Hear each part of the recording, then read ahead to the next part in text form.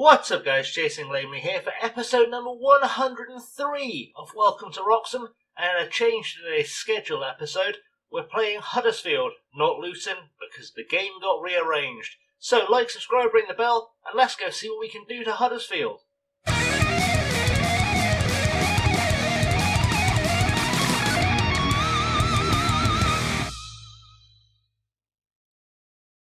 So, a mixed bag of results then, since we played Bristol City and got knocked out of the FA Cup. We played Sheffield Wednesday, beaten 3-0 with a goal from Donald Rydell, a goal from Luke McNally, an own goal, and a goal from Warren Zaire-Emery. We then beat Bristol City in the league 2-1, bit of revenge for us, brace from Abdoulaye Thiam.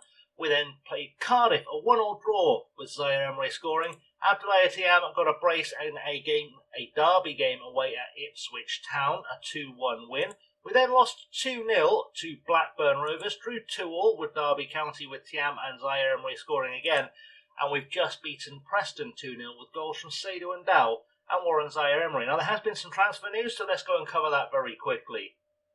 Okay, so two players have left us. Kev Keillor-Dunn has joined Milton Keynes Dons. He wasn't getting in our team, so we sold him for £500,000. Pretty good sale for us. They're in League 2. We paid nothing for him. He just wasn't getting in the team, and he was starting to get unhappy. He's 24 years old, kind of stopped developing, so I've sold him on, and he will probably not be missed in the slightest, to be honest. And the other of this season's signings that's left is Thiago, who's gone to Curitiba in Brazil. Again, we signed him for nothing after he was released by, I think it was Oxford. He was on loan from Oxford from somewhere. He was for Brentford. There we go. He was playing for Brentford, had a load of seasons out on loan all over the place. We signed him on a free. He only played 6 games for us, and Curitiba offered me $3.9 million, and it can rise to nearly $5 million with add-ons. So it seemed like a no-brainer. He wasn't getting in the first team very often, and honestly, I was looking at him as a developing player. I didn't think he was improving as much as I wanted him to. He never really kind of fit what we were doing. His finishing wasn't good enough for an inside forward. His crossing wasn't good enough for a winger. And I didn't have the patience to retrain him as a central midfielder, where he probably actually would have been quite good. But we have also brought in some new signings. And it is new signings, plural, because we had a bit of a late flurry in the transfer window.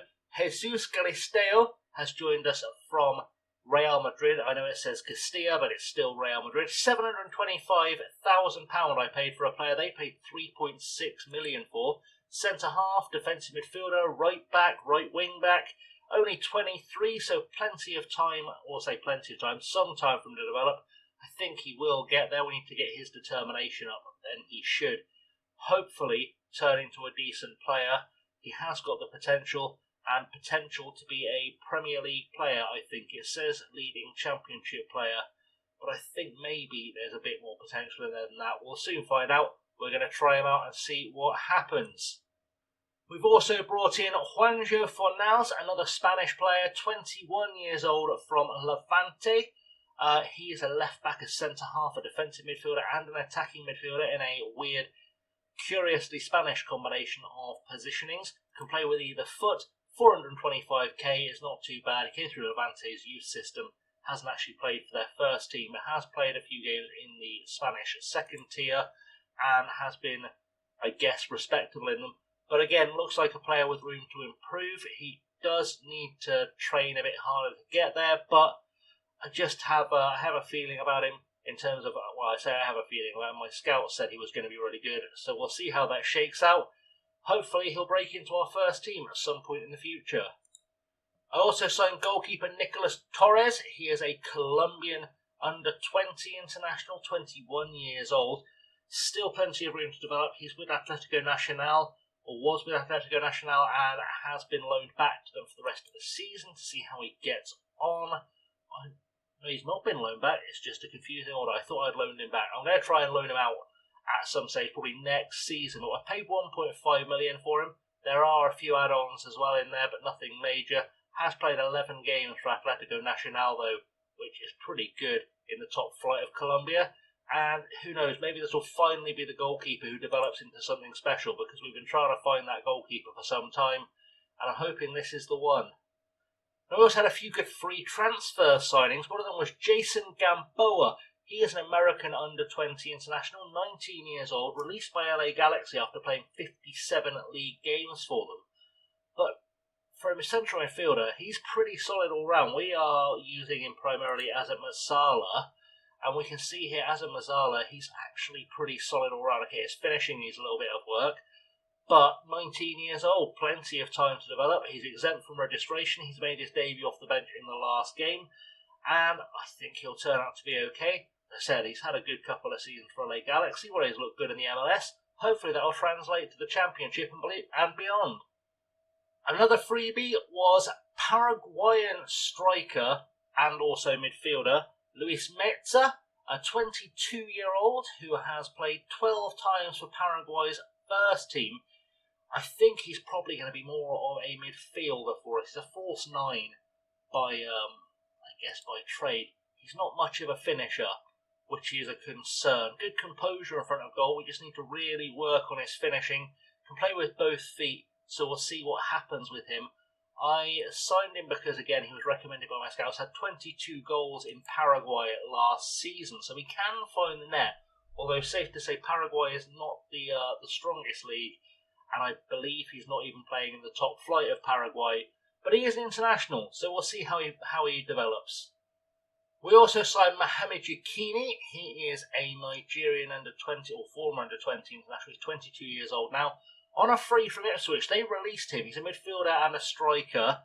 Again, finishing not the best, passing perhaps not the best, but again, the scouts said he could turn into a decent player. So I've taken the scouts at face value. He is just in the squad as a backup to add some depth to the squad for now. But if he does develop and turns into a decent player, that's all good, and he's got a good range of value there for a player that, as I said, I've signed for nothing, that I can't be unhappy with. He's only played a handful of games in the Championship for Ipswich Town. Had a really good loan at Bristol Rovers a couple of seasons ago. 24 games, 6 goals, 6.66 rating. He's had a solid development path, so he's looked okay so far, including those 5 games he played off the bench for Ipswich with just shy of a 7 rating in the Championship. And I thought I'd sign him, give him a chance to develop. We'll see what happens with him. And our final signing is another loan. Silvio Burka, a Romanian international, 19 years old, already playing for Romania. If I get a good enough budget for next year, thinking I might try and sign this fella. He signed for Newcastle from Cluj, probably in January, looking at the timeline, and they've loaned him straight out to us, which I don't mind, honestly, because he's done well so far. 5 appearances, just shy of a 7 rating, playing alongside Andrea Mercato at the back, and a solid ball-playing defender. That's his natural role, which is nice. He's a good passer, he's decent in the air, good at tackling. He's been really good for us so far, and he will play today, so you guys will get to have a look at him. So without any further ado, I guess we should go and look at the starting lineup for today's game against Huddersfield. So with those new signings in the bag then, this is the starting lineup. Harry Stone starts in goal. He's sort of taken over from Angus Gunn over the last few games.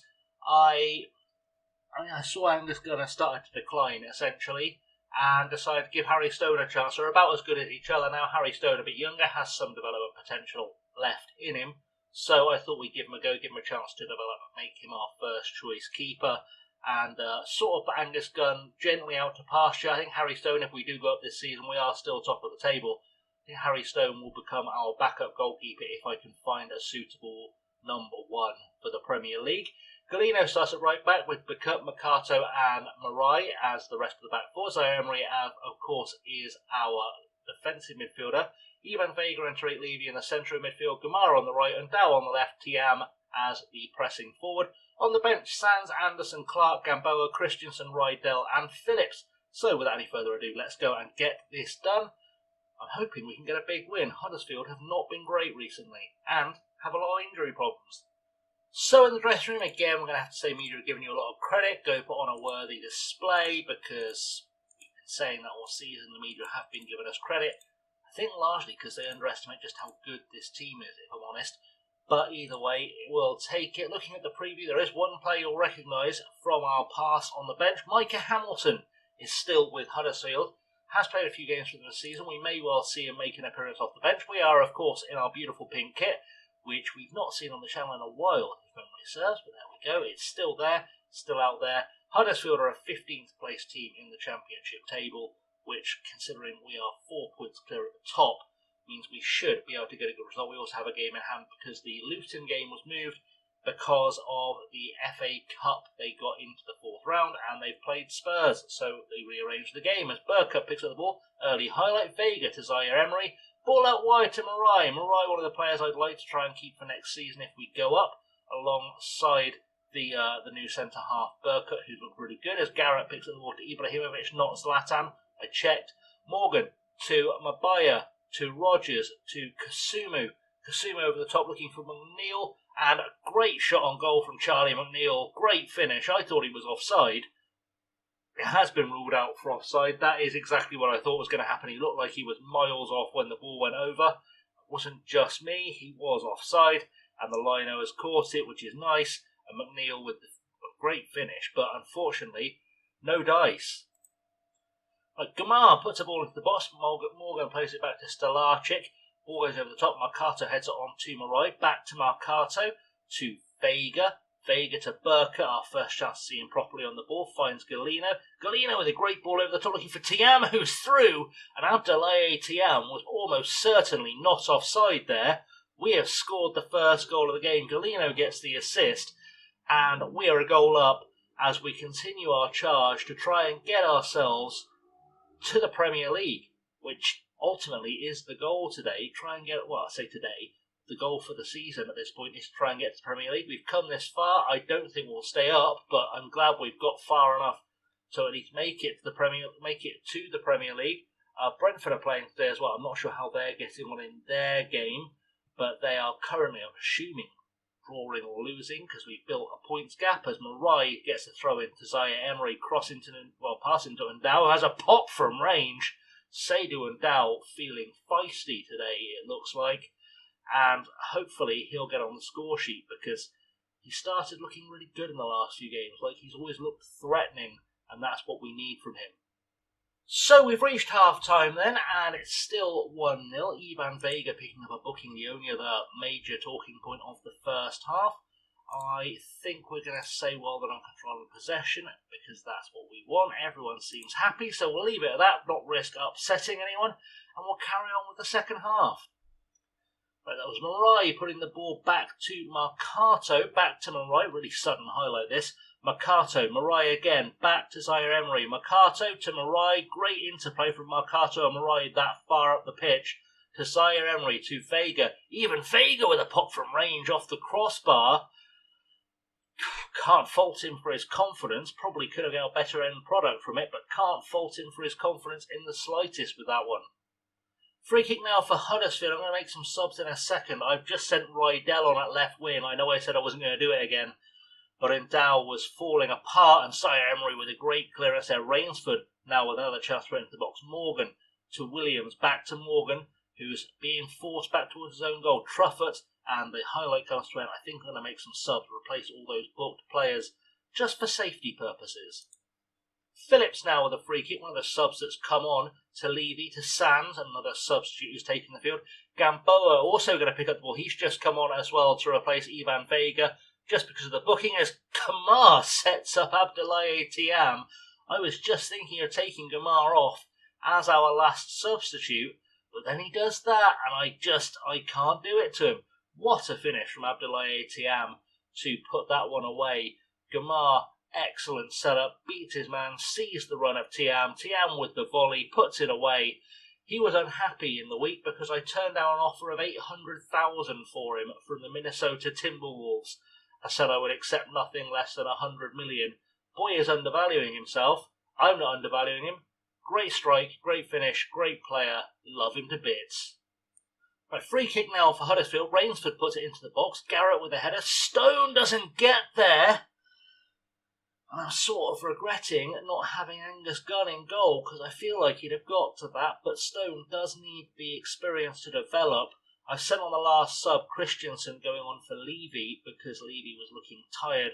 Stone, to be fair, did get a hand to it, just tipped it against the post, got a little bit unlucky. But hopefully we can hold on for what's left of injury time. And that should be it. Full time 2-1 a win at the John Smith Stadium in Huddersfield. Things looking good. Well done, lads. We weren't at our best. We got the result. That's what we'll say. And hopefully we can get a good little run towards the end of the season. I was looking at the fixture list before, and I think there could be a written in the stars moment happening. Right, so I'm going to come back for the Sunderland game because that feels like a prophetic moment to come back, given our history with Sunderland.